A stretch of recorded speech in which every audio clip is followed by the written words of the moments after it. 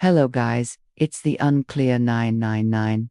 Today's video is about working retail. Working in retail is often sold as a simple job.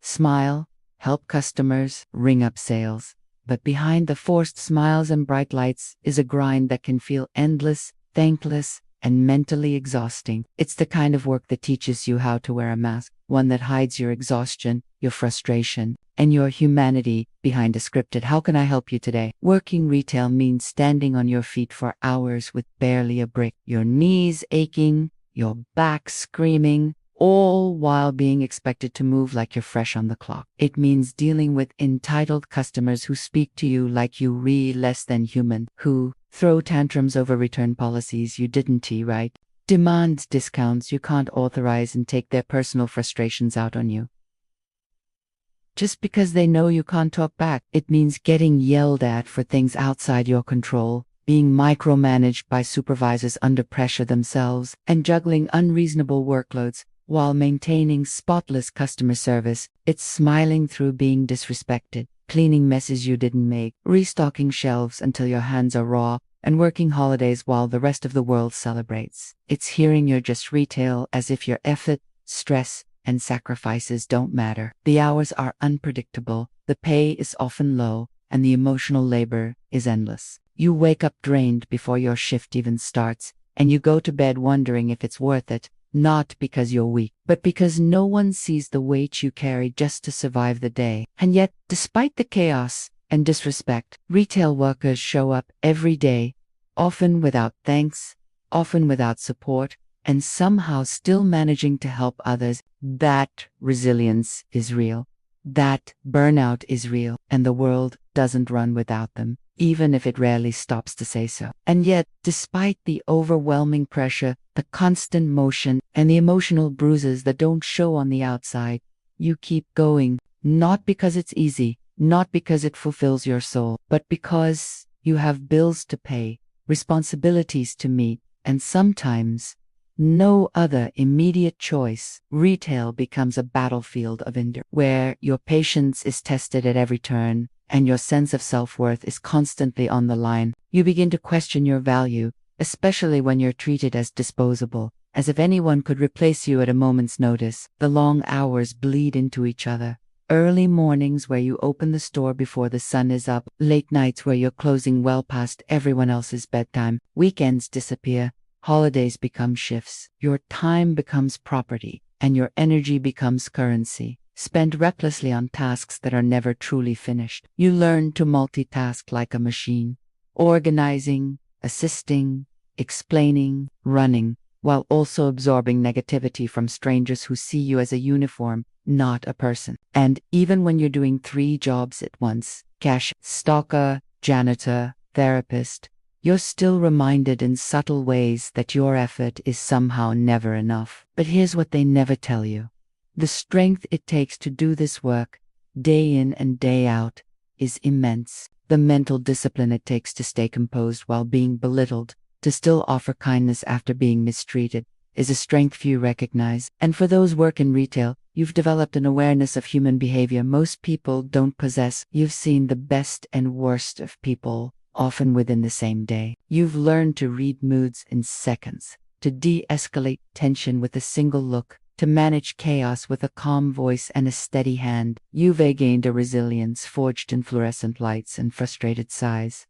And though it may not feel glamorous, it's real and it's powerful. Working retail is not just a job. It's survival. It's growth under pressure. And it's proof that even in the most draining environments, some people still choose to show up, do their best, and hold on to their dignity. So if you've ever felt invisible in that space, if you've ever felt like the world didn't care about your effort, know this: your work matters and your strength is extraordinary. And as time passes, something inside you begins to awaken, a quiet knowing, a whisper of purpose that grows louder with every hard-earned shift. You start to realize that while retail may have taught you endurance through hardship, it doesn't have to define your entire story. You see the emotional intelligence you've developed, the strength in your ability to connect with all kinds of people, even in stressful situations. You begin to reframe the chaos not as failure, but as training, preparation for something greater. The discipline of showing up on time, the ability to handle pressure, the grace under fire, all of it has shaped you into someone who can adapt, who can lead, who can thrive far beyond a retail floor. You begin to dream again, maybe in secret at first, of something more. More peace, more respect, more meaning, and slowly you take steps, you explore new skills, you update your resume, you take classes, apply for jobs, seek opportunities that once felt out of reach. Even if the world still underestimates you, you no longer do, because you've survived the kind of work that breaks many. And you still have heart, you still care, you still believe in people, even after seeing the worst sides of them. That's not weakness. That's extraordinary resilience. And whether you stay in retail a little longer or step into a new path tomorrow, you carry something powerful within you. Proof that you can make it through anything. Rebuild from burnout and rise, not because you were handed an easy life, but because you never stopped pushing for a better one. And as you move forward, that quiet strength you earned in the trenches of retail becomes your compass. You carry it into interviews, into new jobs, into relationships and challenges, with a confidence that no textbook could teach. You've learned how to remain calm when others unravel, how to think quickly when plans fall apart, how to treat others with dignity even when you receive none in return. You've seen how cruel some people can be when they believe you're powerless, but you've also discovered your ability to rise above it, to refuse to let their bitterness shape your identity. You start to realize how valuable you truly are, how many skills you've built just by surviving day after day. Your communication, patience, empathy, leadership, those are real. They're hard, and they're yours forever. You begin to look at others working the jobs you once did. The new hire struggling behind the counter, the cashier keeping her composure with a long line of impatient customers, and you feel nothing but respect. Because you've been there, you know the mental toughness it takes. You make eye contact with them, you smile, you speak kindly, because you know how far even the smallest gesture can go when someone feels invisible. You don't carry bitterness.